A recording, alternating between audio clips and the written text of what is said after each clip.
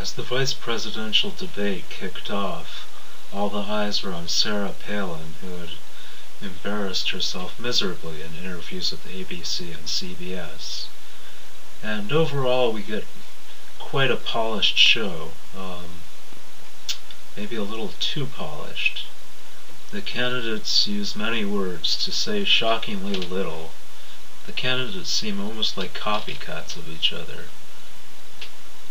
But if you educate yourself about the topics, do a little research, say on the internet, you begin to be able to read between the lines, to see that there's a lot that isn't being said, and a different picture begins to come through that neither the candidates or the media lead on to.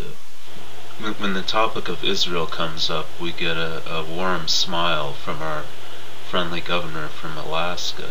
Governor, you mentioned Israel and your support for Israel. This is the great lingering unresolved issue, the Israeli-Palestinian conflict. What have they done, and is a two-state solution the solution?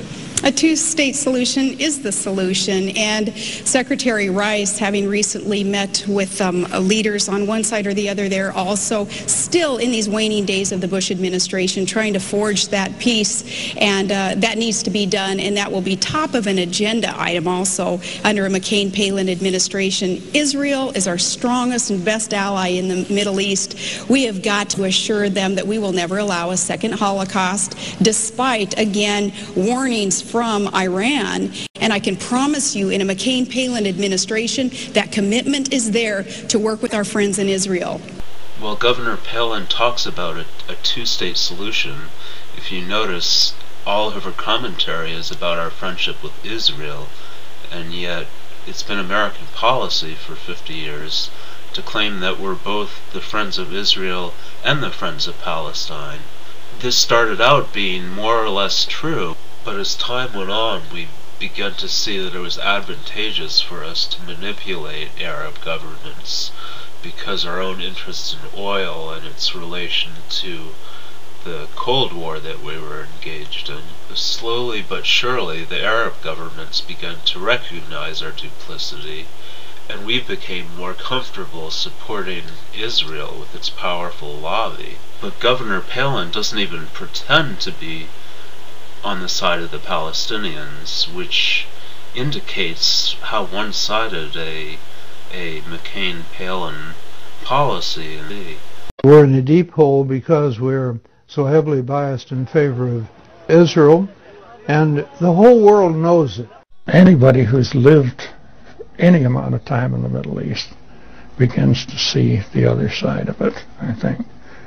And they're astounded by it. They can't comprehend why America, with its great cherished traditions, would close its eyes to the dreadful punishment that we have enabled Israel to inflict on virtually defenseless people. This one-sided policy has been exactly why the Bush administration has abjectly failed in finding peace. With Palin's overemphasis on what a good ally Israel is, it seems very likely that she might conclude that the better the ally, the better of a deal we should give them.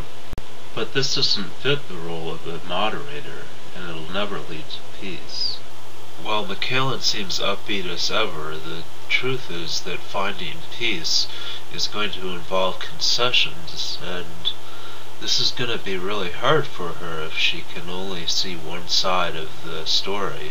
The Israeli-Palestine conflict has been a very difficult situation that's gone on for almost 60 years now, and I think Palin's being slightly naive about her being able to succeed in a way that feels good for her. A two-state solution, building our embassy also in Jerusalem, those things that we look forward to being able to accomplish with this peace-seeking nation. Sadly, Palin's claim that Israel is a peace-seeking nation is not consistent with their history. I spoke with the head military lawyer for the IDF, Joel Zinger, and I said, you know, I spent 2 weeks here, and it's clear you people are inflicting Nuremberg crimes on the Palestinians. Exactly what the Nazis did to the Jews. What's your explanation? He said, military necessity. Notice, he didn't disagree with me. I said, that argument was rejected at Nuremberg when the lawyers for the Nazis made it. The norm was physical torture. I mean, you get physically tortured until you faint, and then they will splash water in your face and start again. And that Israel calls moderate physical pressure. To me, it didn't look as moderate. For decades, the U.S. has been arming Israel's war machine with billions and billions of dollars so that the Palestinians are kept down. The only defense the Palestinians can afford is terrorism. So if we don't give peace a chance, you can bet they'll use it. This money has come through the federal government, but it's really been pushed through by a handful of Jewish lobbyists in the United States who have amassed an incredible amount of wealth and power. And the lobby, or Israel through the lobby, are really running our policies. When no one in the United States Senate has been a better friend to Israel than Joe Biden. I would have never, ever joined this ticket were I not absolutely sure Barack Obama shared my passion.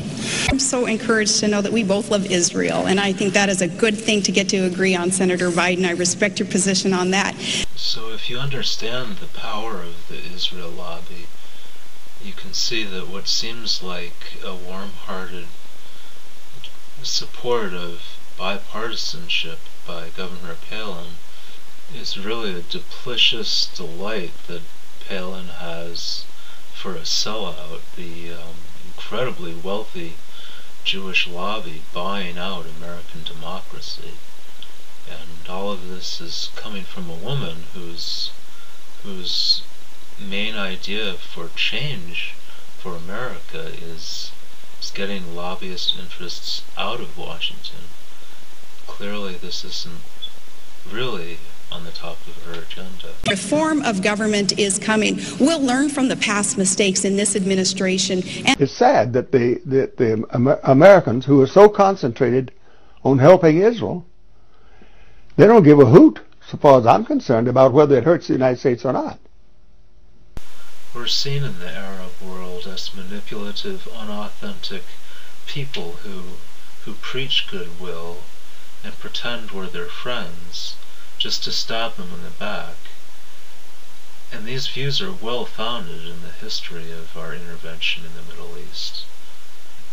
The neocons try to create an impression that the path to peace is simple, but it's not simple.